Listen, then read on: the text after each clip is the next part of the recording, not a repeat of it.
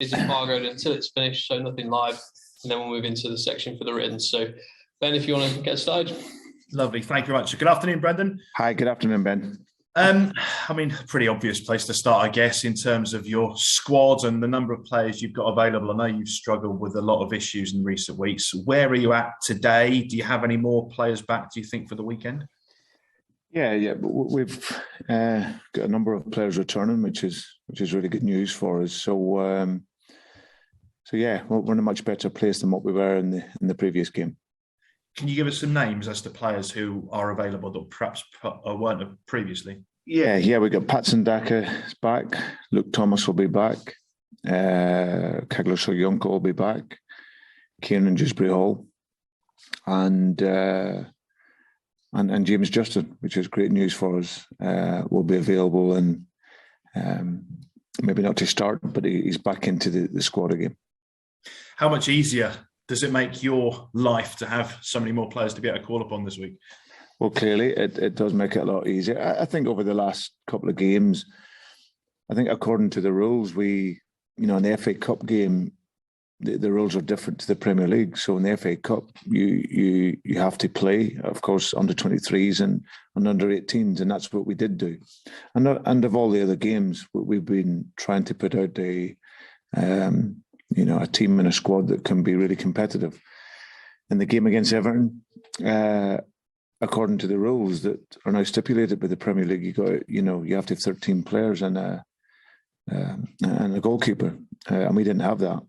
We had 8, so the rules dictate then that the game wouldn't go ahead. So this now, at least the returning players gives us a chance to get on with the fixtures, and that's what we've always done. The Norwich game that was called off a number of weeks back, that obviously wasn't ourselves. This Everton game, this was a game that was actually put in by the Premier League, but it wasn't a scheduled game.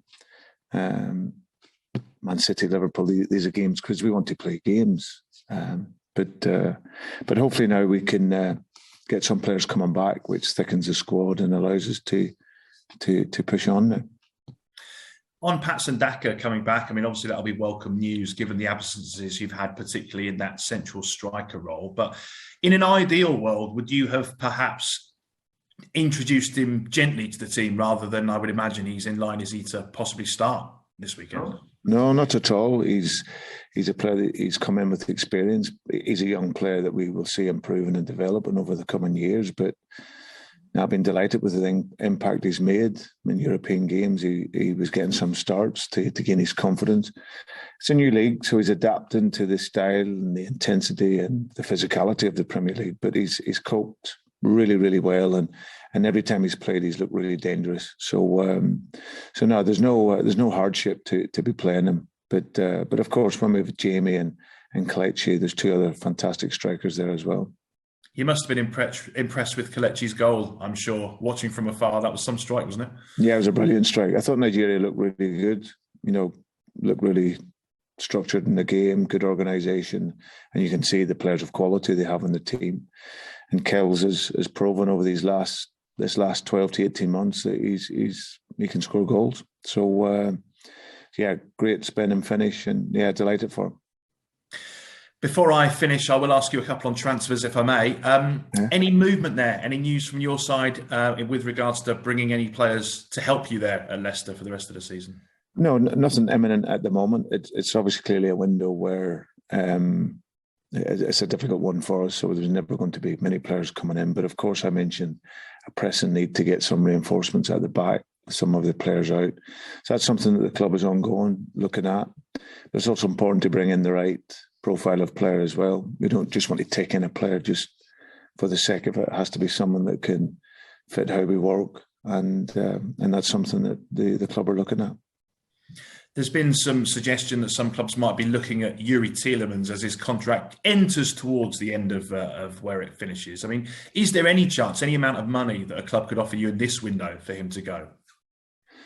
No, I think Yuri's very happy here. He's clearly developed and has turned into one of the best midfield players in the Premier League.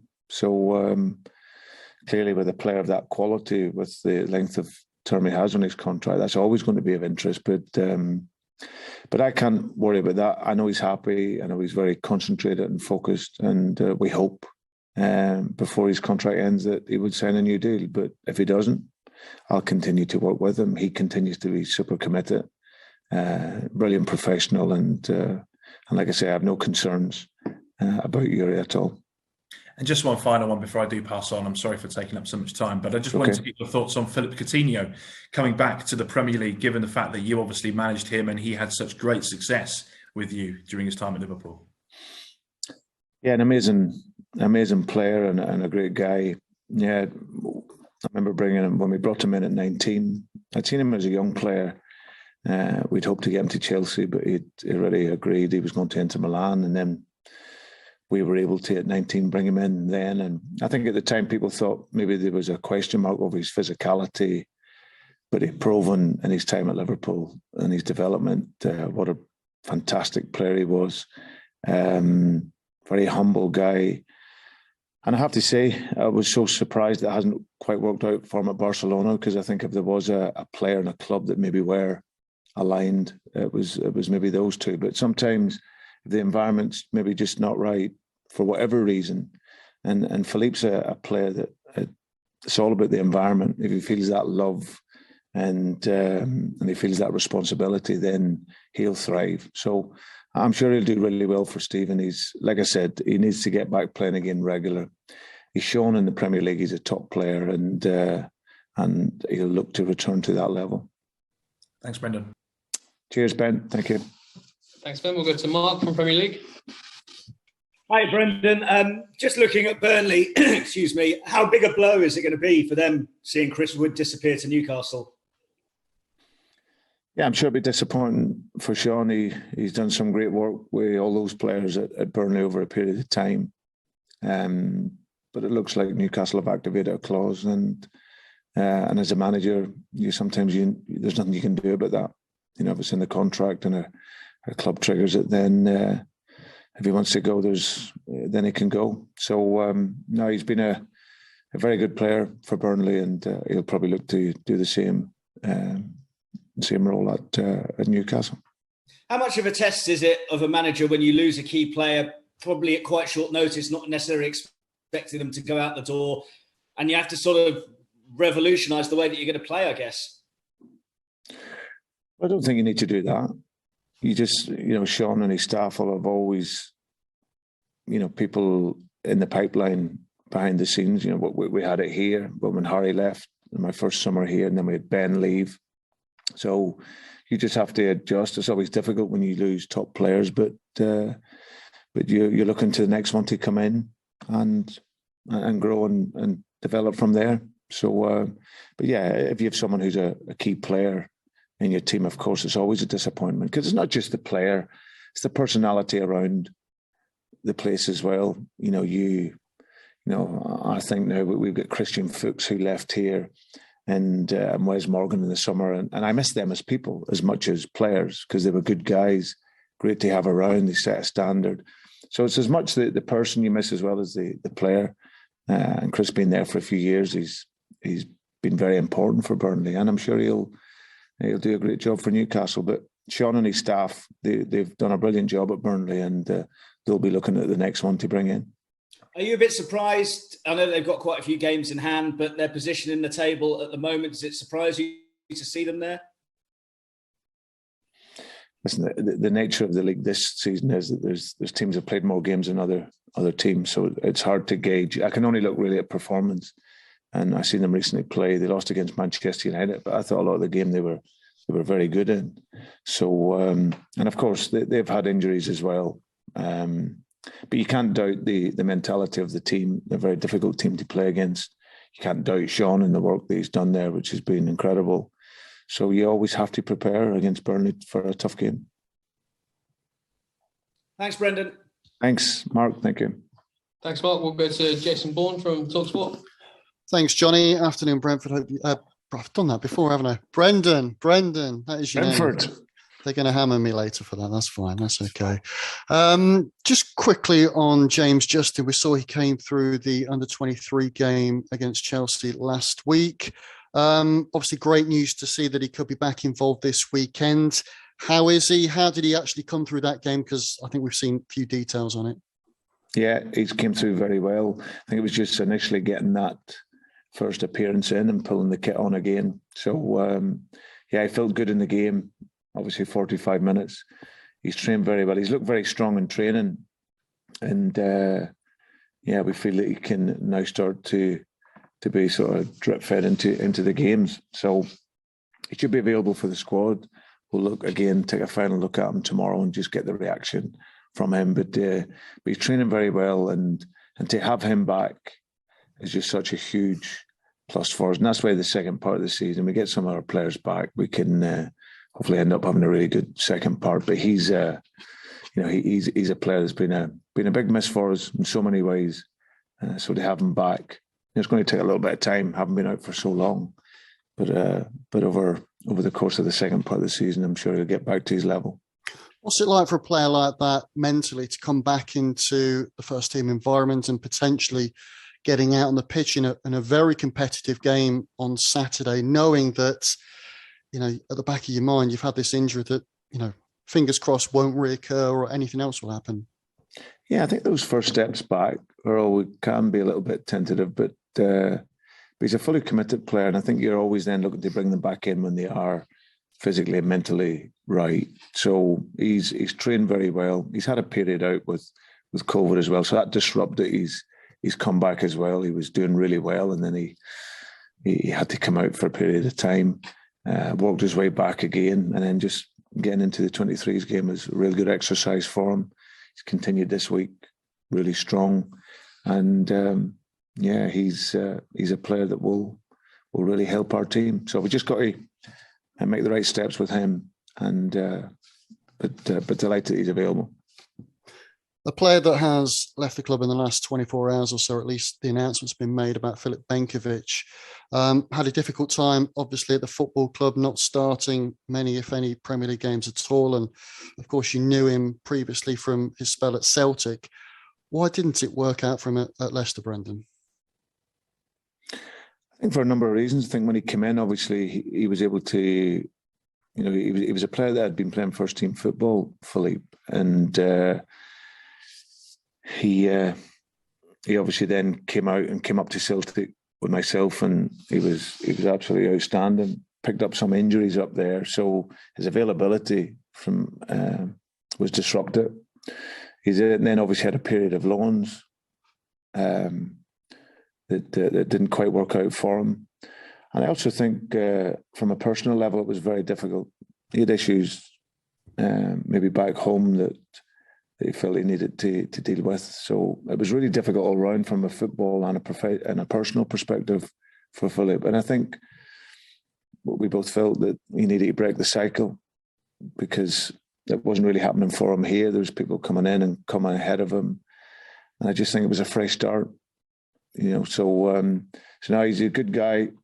I hope that he can get his career back on track. He's 24 years of age. Didn't work out for him here. He served me really well at Celtic when he was there, and hopefully he can go away, take a bit of time to recover, which he wants to do. I'm led to believe with his agent and himself, and then hopefully find a club and get his career back on track again. But yeah, it's difficult. The Premier League's a huge challenge.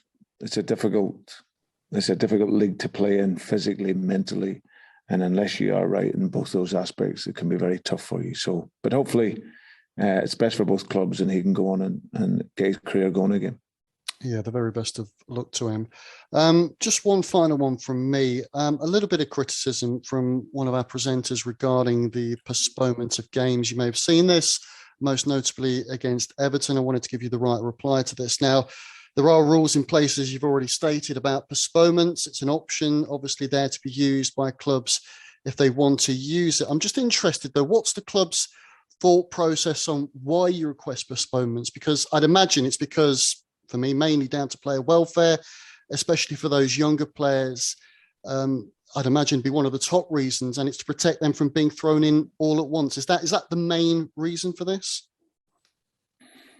Yeah, there's a number of reasons, of course. According to the rules, like I said, we had 8 players, and like you say, we had young players that had played and been involved in the FA Cup, but not maybe necessarily ready to be thrown in at a Premier League level. Just because you have players doesn't mean that they're ready for the first team. I think we've seen against Watford, some of them that did really well. But you've also got the integrity of the league. That's obviously something that is important. But overall, we had 8 fit players, senior players available for the game, and it's not as if I'm not someone who doesn't play young players. You look throughout my career, I've put young players in at 17, 18, 19, 20, if I think they're ready to go and play at that level. If I don't put them in, it's because I either don't think they're ready from a football perspective or ready from a mental aspect to cope with it. And the last thing I want to do is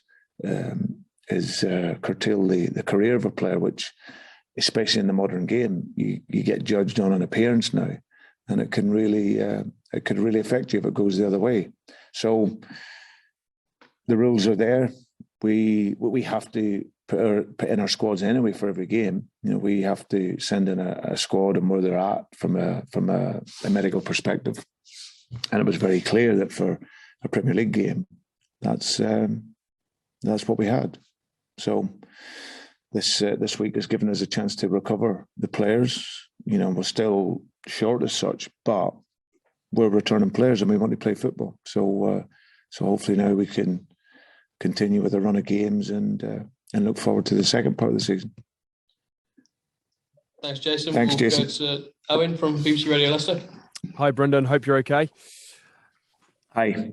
I wonder whether I could start with just one on availability. I know Bouba Soumaré didn't feature in the game against Watford. I think you said that was down to illness. Is he okay for the game against Burnley on Saturday? Is he back from that now? He won't be available for that, but hopefully next week he'll be back in training. Yeah. Okay. As you just sort of mentioned to Jason, you're a big believer in youth and how maybe some young players are judged on just one appearance now. But are there any maybe physical dangers that you maybe have to put young players in if you do bring them in too quickly, if their bodies maybe aren't up to some of the standards of Premier League footballers? I think of Will Alves, for example, at just 16 years old. Are there physical maybe dangers to players if you do bring them in too quickly? Can be, but I think the players that I have and the players that you've seen, I think Will as a player at 16 years of age, but he's actually, I think he's still got physical development left, of course, but he's strong. He's a very strong player and a very physical player, ready for his age. So the players that we'd have had, Casey McAteer, Sammy Braybrook, Ben Nelson, Lewis Brunt, these are all players that have the physicality. So that side of it is okay, but there's other aspects. There's football development, there's a tactical development, and it's just whether it's the right time, in their career to put them in. Now, if we didn't have COVID, we didn't have all these injuries or whatever else, these players, their pathway could be to may not even be thought about for the first team, but the pathway might have been for a long period and then to come back. So just because there's maybe the possibility for them to be forced in, that still doesn't make it right. Because like I said, you hope that they're going to build their careers, and every individual is different. Some will go in and play and can go in and deal with it straight away. Others, they need maybe a League One loan, a Championship loan, and a Premier League, loan and appearance. So every player's different, and that's how I've always looked at the development of a young player, because I have a keen eye to give young players the opportunity when the time is right, and hopefully over my career I've showed that in the main I've got them decisions more right than wrong. On the transfer window, I know you mentioned it already, but how maybe difficult a window is this to move in from just a Leicester City personal vantage point, I suppose? Maybe some of the unique challenges that you as a club are facing right now because of injuries, finances, etc., that make it difficult to bring players in. Yeah, it is difficult. Listen, financially, it's for us, we're maybe not like other clubs where we can go and spend that money. So we have to. It's something that the pandemic over these last couple of seasons, it'll be difficult for a lot of clubs. But for us, it's, the club have always been really, really supportive where they can be. And if we can get the chance to bring in a player that can help us, then that's what we will do. So knowing that some of these players are going to come back a little bit later on, some of the boys back in February from the African nations, some of the other guys back a little bit later. But of course, there is a need now, and that's something that we are looking at. Final one from me, Brendan. Obviously, you've already mentioned as well about Chris Wood, already sort of not in the Burnley setup now with Newcastle. But tactically, I wonder how different Burnley might be from an attacking sense now. Now Chris Wood isn't there in their sort of attacking dynamic, or will it, if there's any change at all? No, I don't think there's any change. Burnley play really good football. They've got really good players. Two centre-halves that are strong, experienced in the league. Full-backs that can get forward and pass the ball. Ashley Westwood in midfield, he's a great passer of the ball. And with Jack Cork, who I know very well, he's very competitive and a good footballer. On the sides, they get players that can cross the ball with quality.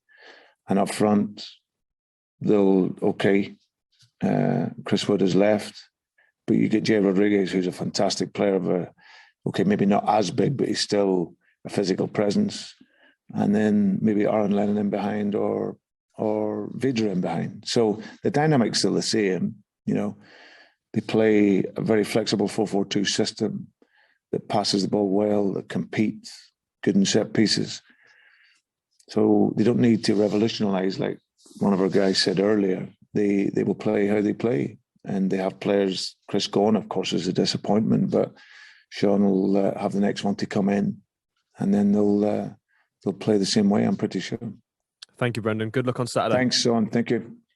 Okay, we'll go to Steve Clamp before we move into the written section.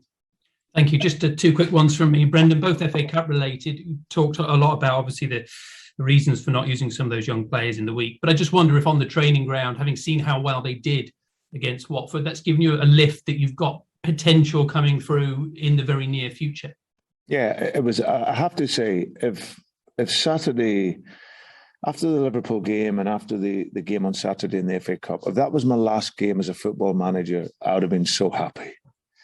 I could have walked away and thought, wow, young players, seeing that, giving them that opportunity, seeing how they took it, and then seeing our resilience that we showed in the Liverpool game. But the young players, absolutely, you hope.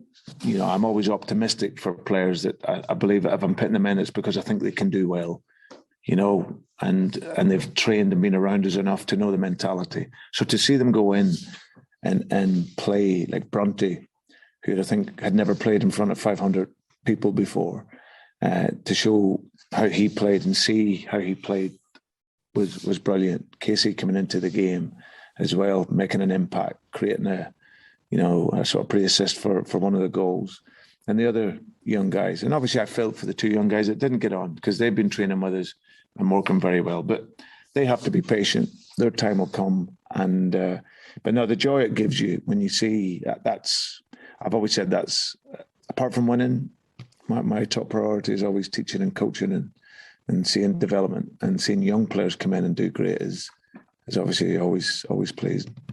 Well, that's brilliant. And then the reward, of course, comes with Forest. I actually had Leicester fans messaging me on the Sunday saying they were, for the first time in their lives, supporting Forest against Arsenal because they wanted it to be the East Midlands derby. That's quite a nice match to look forward to, I guess. Oh, it's brilliant. I really can't wait. I think in all the clubs I've been at, there's always been a derby game. And they're always intense, great affairs. And I've never really had that here. But this is probably as close as it gets, really. So we'll look forward to that game when it comes along. And but they, Steve and Alan, he was one of my players at